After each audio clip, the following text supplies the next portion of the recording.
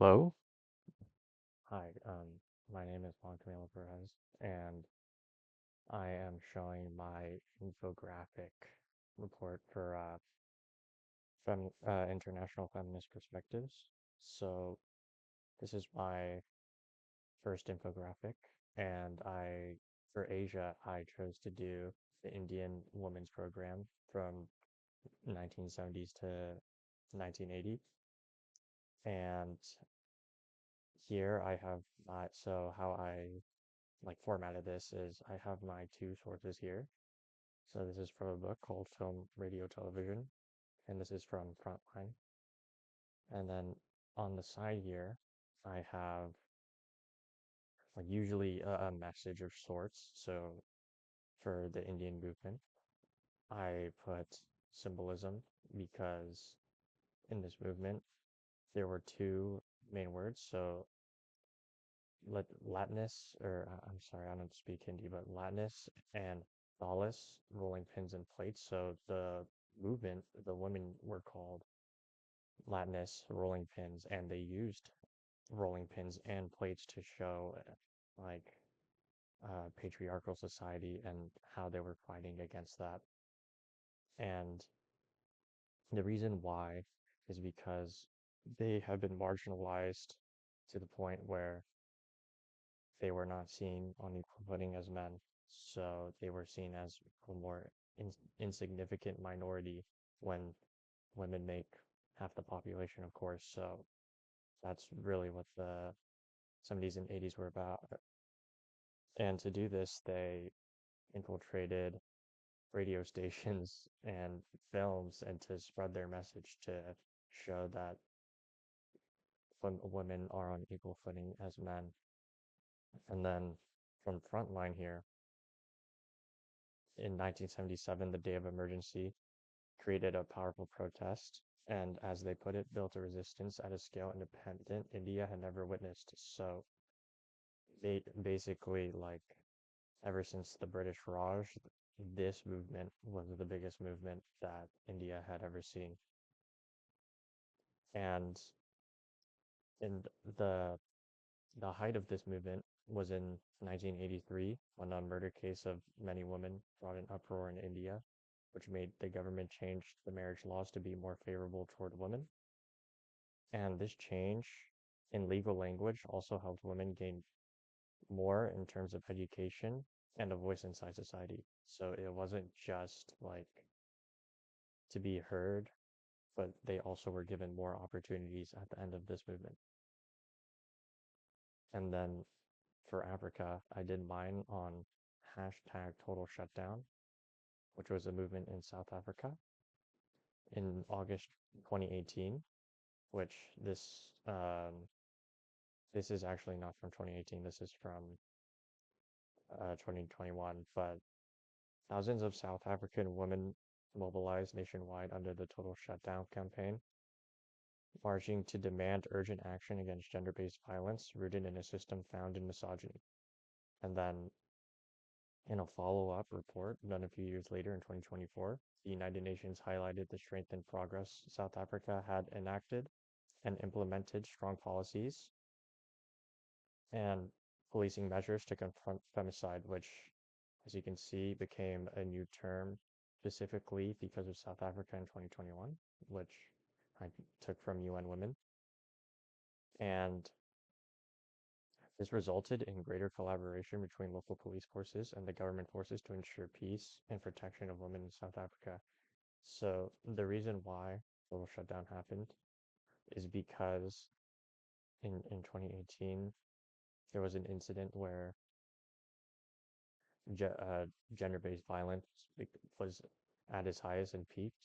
So women across the nation decided to march, and it spread through social media, which is why it's called hashtag total shutdown. And it was basically a fight against misogyny because the South African government didn't really do much about it until this protest.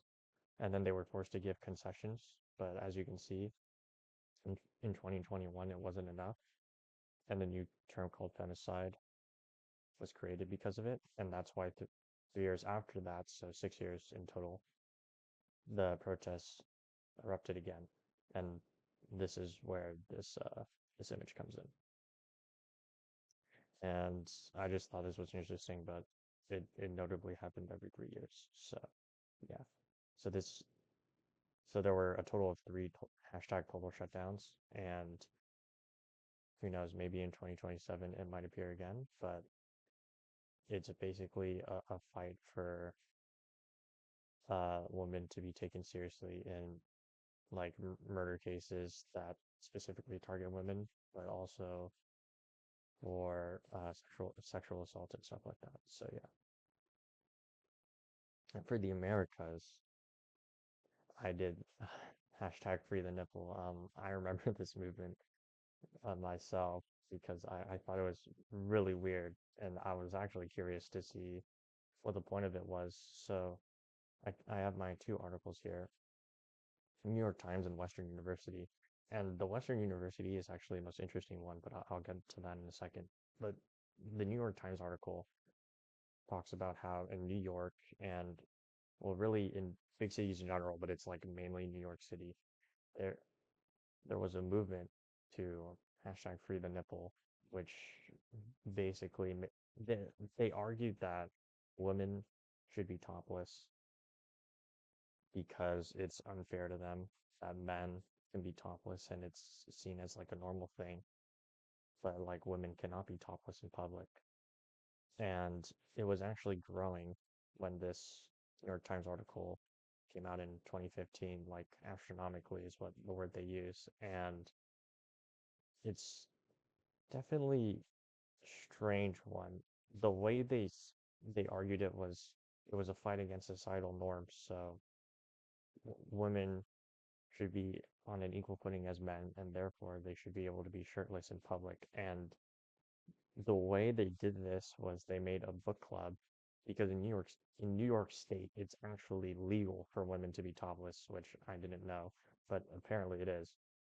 And what they do is they simply read books in the park with no tops. So it's a feminist movement that, oh, wait, one sec. Okay, so it's a feminist movement, and the Western University critique of it is that it's basing it on a white fantasy that doesn't encompass all women. And so the author of this, it's actually from a book, but Western University had like an excerpt from it, so that's what I had. But the author's name is Emily Stauffer, and she critiques the campaign by being based solely on white feminist goals that inadvertently marginalizes not only women of color, but also the queer community as well. Emily argues her case that while ignoring intersecting identities, cultural norms, and systemic inequalities affecting non-white women, the movement frequently presents breastfeeding, topless equality as universal issues that should not be shunned by society and should instead be embraced, since these are natural and therefore unfair to women, which is what I was saying here, that the way they did this was through a book club. However, the problem is that it shrouds universal issues that like the efforts of feminists should be more towards like cultural issues and stuff like that instead of like challenging societal norms that some women actually like would prefer, right? Because even though the movement was growing rapidly, it is still like kind of like an underdog story because most women would disagree. And it in the actually in the New York Times video and article, there's a counterpoint at the end where they ask men, a couple men in New York City, what they think, and they actually say that they don't want them to be topless because it's too distracting. So while it does, while Emily and the New York Times agree that they should advocate for a more inclusive feminism that prioritizes like a range of different experiences and societal like expectations of society. It, the problem is that it also requires like confronting racial prejudice that could therefore be linked to topless empowerment instead of making it solely a white feminist venture because in this video, everybody in this video is white except for I think there's one Asian woman. But yeah, it was really like a white feminist movement. And then for my keywords, I had societal norms because that's what they were fighting. And Western, the Western University article was also challenging societal norms, but saying that this wasn't the right way to do it. And then my keyword here was nudity because this is this this image is from like a documentary that was made in 2016 on Free the Nipple, and it was I only watched like a small part of it, maybe like 15 minutes, but it was basically about like, is this considered nudity or is this considered natural? And then finally, for my main part, I wanted to talk about the suffragettes of Great Britain. And the reason why I wanted to do Europe last is because the previous slides, so India, South Africa, America, and parts of Canada, they were all under British rule at one point, which means that I wanted to look at Britain to see like the feminist movement there, and I actually found it really interesting. So the suffragettes are from the early 1900s. They were fighting for mainly voting rights, but also they wanted more equal standing with men. And my two sources are the London Museum and the BBC. So the movement was founded in 1903 and was abruptly ended in 1914 due to World War One. And unlike the previous movements, which were pretty peaceful, I know the Indian one doesn't look peaceful, but it really was. This movement was actually violent, and it actually led to 1,300 women being arrested for heresy the and to attempt to obstruct the cause, which basically means men didn't want women to have the right to vote. But the way they were able to spread their message was through bold protests and press releases that were made to convince men to let women to vote because they basically argued that, you know, in the household they do so much and in the workforce like they're just as equal as men, but they're not really given an equal opportunity, so they should be able to prove themselves. And for the BBC article, I wrote that while they aren't the first women in Britain to fight for the vote and to fight for rights, their sheer size and scope led them to success, which makes them very noticeable. And then I wrote here that violence against politicians against women's rights was common, which it was, because it wasn't just like a one-sided thing. It wasn't just politicians burning women and attacking women and imprisoning women like the 1,300 women here.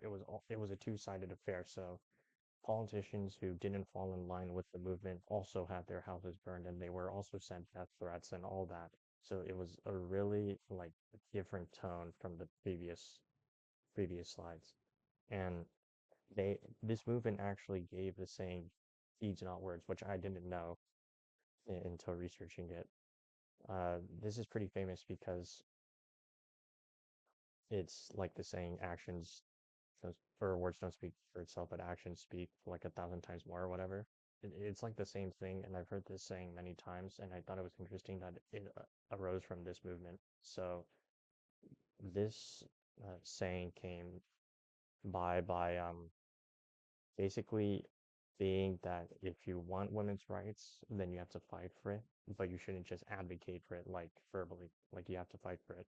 So I thought that was really interesting. And here I wrote a timeline. So initially there was fear among the public around like women being equal, but after a while it rose to violence because they didn't get what they want, but it had to be paused due to war.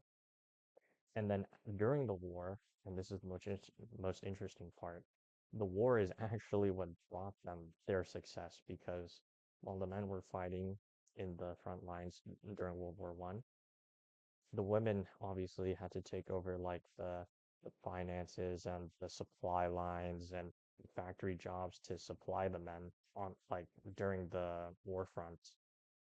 So when the war ended, like in the same year in 1918, yeah, 1918, shortly after the war ended, they were given the right to vote immediately, and that's what led them to success. And then a common argument that the suffragettes used is, I wrote here a true superpower with a question mark because they argued how could because this was during like the peak of the British Empire, right? How could like the Great British Empire not allow women to vote? And then this is really important, like not just like for Britain, but because they were one of the first countries, not the first, but they were one of the first countries to allow women to vote. And then soon after, places like America in the 20s allowed women to vote.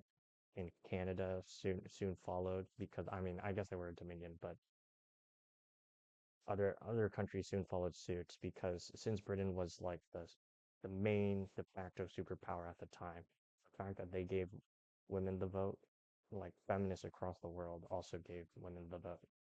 So, or also fought to give women the vote. So I just thought it was super interesting. So yeah, this is my main slide for this presentation, and I hope that makes sense. It's really about the time period that it was in and also like the impact around the world be because once Great Britain did it, then other countries soon followed. And this is my bibliography. I did an APA. So here's my two India sources, which is from Frontline and the book. And then for South Africa, I have two UN or United Nations sources. And then here's my US sources, the Through the Nipple, NYT, and the Emily Stauffer's book. And then my sources for the UK were the Museum of London and the BBC. And thank you for watching.